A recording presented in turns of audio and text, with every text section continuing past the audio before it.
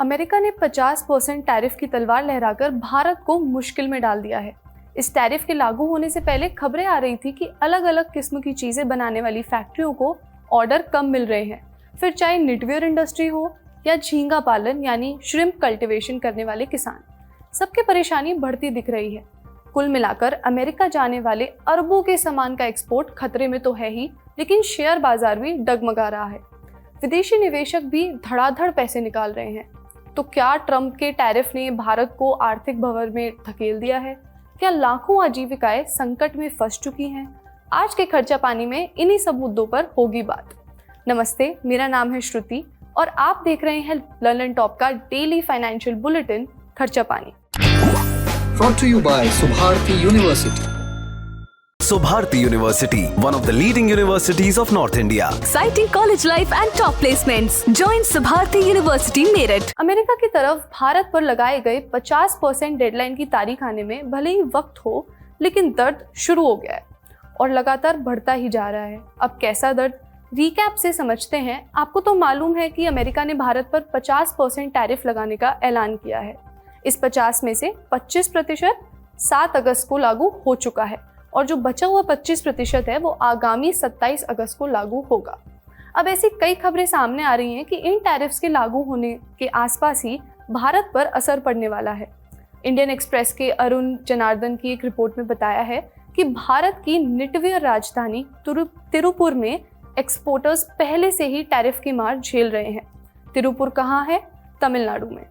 खबर में कहा गया है कि कारोबारियों का कहना है उन्हें अमेरिकी कंपनियों से ऑर्डर मिलने बंद हो गए हैं। कुछ अमेरिकी खरीदार बांग्लादेश, पाकिस्तान, वियतनाम और कंबोडिया जैसे देशों के पास जा रहे हैं। इन पर अमेरिका ने भारत के मुकाबले कम टैरिफ लगाया है, लगभग 19 से 36%। और आपको पता है कि भारत पर 50% का बिल फाड़ा गया है। लागू होने की डेट्स तो आपको पता ही हैं। तिरुपुर के एक निर्यातक ने अखबार से बताया कि जिस अमेरिकी खरीदार को वह अपना सामान रेगुलर भेजते थे, उसने पाकिस्तान से सामान खरीद लिया है। एक अन्य कारोबारी ने भी बताया कि उसके अमेरिकी खरीदार ने अपना ऑर्डर होल्ड करा दिया है। अमेरिकी खरीदार मांग रहे हैं कि 50% टैरिफ को आधा आधा साझा किया जाए। आसान भाषा में कहें तो खरीदार ये कह रहे हैं कि यदि टैरिफ की वजह से किसी सामान का दाम 100 रुपये बढ़ गया है तो 50 रुपये बेचने वाला उठाए और 50 रुपये खरीदने वाला। कम से कम खबरों के आधार पर तो ऐसा कहा जा सकता है। आप जानते हैं कि तिरुपुर की निटवेयर इंडस्ट्री कितनी बड़ी है? आपको मालूम होगा कि निटवेयर यानी बुनाई की तकनीक से बनाने जाने वाला सामान। तिरुपुर में बड़े पैमाने पर T shirt, polo shirt, sweater, muffler, बच्चों के कपड़े, स्पोर्ट्स वेयर ये सब बनाए जाते हैं। इनका निर्यात अमेरिका, यूरोप और अन्य देशों में किया जाता है।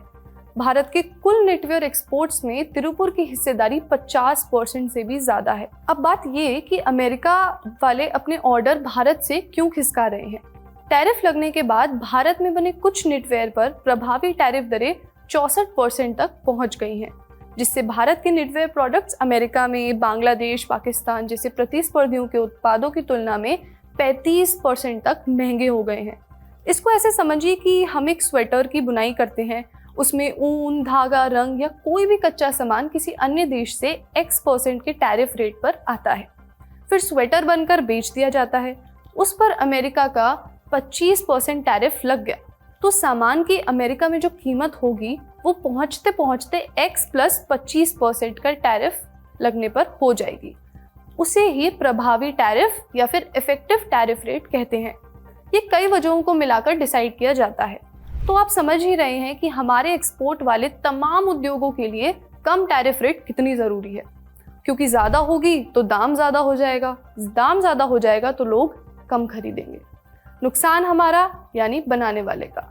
तिरुपुर निर्यातक संघ के अध्यक्ष KM सुब्रमण्यम ने कहा है कि खरीदार पहले ही हमसे टैरिफ का कुछ हिस्सा वहन करने की मांग कर रहे हैं।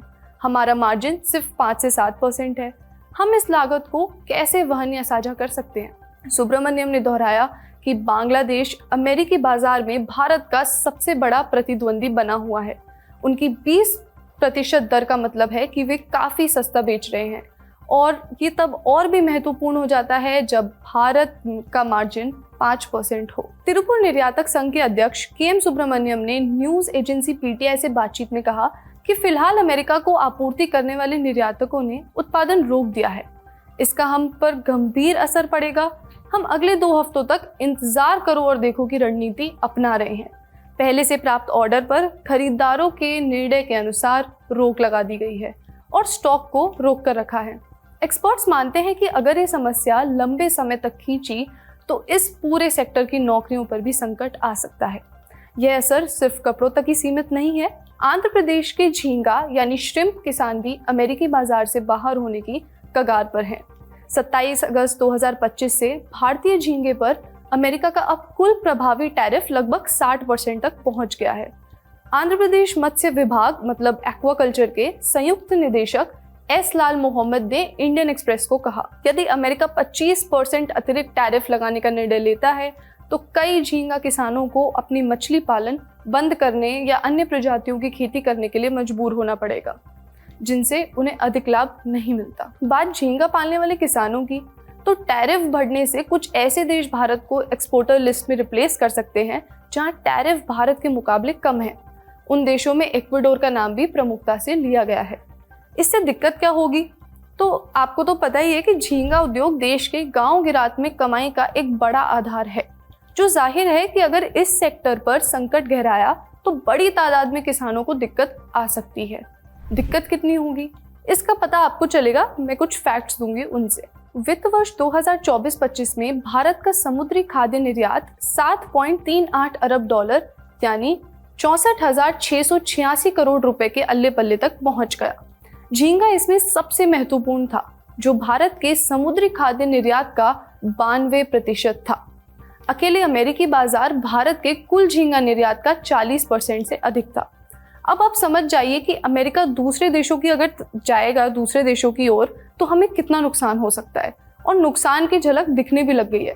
7 अगस्त को भारत के प्रमुख झींगा निर्यातकों जैसे Avanti feeds, Apex frozen foods और वाटरबेस लिमिटेड के शेयरों में भी 5% तक की गिरावट दर्ज की गई थी। भारतीय शेयर बाजार पर भी टैरिफ का इफेक्ट दिख रहा है। निफ्टी 50 हाल ही में लगभग 4% गिर चुका था और यह अब अपने उच्च स्तर रिकॉर्ड से भी 7% नीचे आ चुका है। यदि टैरिफ 50% की दर पर स्थित रहते हैं तो बाजार में और गिरावट भी संभव हो सकती है। लाइव मिंट से बातचीत में जानकारों का कहना है कि शायद निफ्टी आगे भी 10% और गिर सकता है। इसी बीच फाइनेंशियल एक्सप्रेस की एक रिपोर्ट बताती है कि पिछले 40 दिनों में विदेशी संस्थागत निवेशकों मतलब FIIs द्वारा भारतीय शेयरों में लगभग 60,000 करोड़ रुपए से भी ज्यादा की बिक्री हुई है। भारत पर ये सब जो इफेक्ट पड़ रहा है उसको हमने एक्सपर्ट्स की मदद से भी समझा, आप भी सुनिए। हमने देखा है कि भारतीय बाजार अपने हाई से करीबन 7% गिर चुके हैं और अभी रिसेंटली हमने देखा है कि भारतीय बाजारों में करीबन 4% की गिरावट आई है। हमने ये भी देखा है कि FIIs का आउटफ्लो करीबन 61,000 करोड़ का पिछले 40 दिनों में देखने को मिला है। ये तब से हुआ है जब से ट्रम्प साहब ने जो भारत के ऊपर टैरिफ लगाए हैं, तो कहीं ना कहीं टैरिफ का असर भारतीय बाजारों पर नेगेटिव होता हुआ दिखाई दिया है और लग रहा है कि आगे भी भारतीय बाजारों पर टैरिफ का असर नेगेटिव हो सकता है। हालांकि हमने ये भी देखा है कि इस बार भारतीय बाजार में रिजल्ट काफी अच्छे आते हुए दिखाई दिए हैं और मार्केट जो है भारतीय बाजार जो है अपने फंडामेंटल के अनुरूप के अकॉर्डिंग चलता हुआ दिखाई दे रहा है, मगर कहीं ना कहीं टैरिफ की वजह से हमने भावों में गिरावट आते हुए देखी है। हमारा मानना है कि आने वाले दिनों में भारतीय बाजारों में एक वॉलेटिलिटी आपको देखने को मिल सकती है। भारतीय बाजार थोड़ी बहुत गिरावट के साथ ट्रेड कर सकते हैं, मगर कहीं ना कहीं जैसा कि हमने RBI की मीटिंग में भी देखा है कि भारतीय बाजार अपने फंडामेंटल के अनुरूप हैं और यहाँ पर हमें लगता है कि आने वाले दिनों में वॉलेटिलिटी रहेगी, मगर आप भारतीय बाजार निचले स्तरों से रिकवर होते हुए भी दिखाई देंगे। तो अगर हम ओवरऑल एक ब्रॉड लेवल में बात करें तो हमें लगता है कि भारतीय बाजारों में ज्यादा बड़ी गिरावट आपको देखने को नहीं मिलेगी। भारतीय बाजारों में कहीं ना कहीं निचले स्तरों पर खरीदारी देखने को मिलेगी। इसके अलावा एक्सपर्ट से कुछ और भी व्यूज हैं।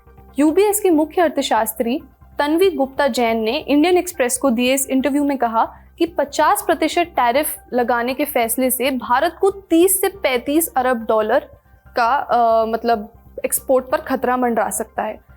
उन्होंने कहा कि इसके चलते भारत के GDP के 1% घटने का भी अनुमान है। तो अभी तक ये सब दिक्कत समझ आ रही है और भी है जो हम आगे कभी बात करेंगे। तो ये था आज का खर्चा पानी। स्क्रिप्ट लिखी है हमारे साथी प्रदीप यादव ने। आप अपना ख्याल रखिए और देखते रहिए द लंदन टॉप।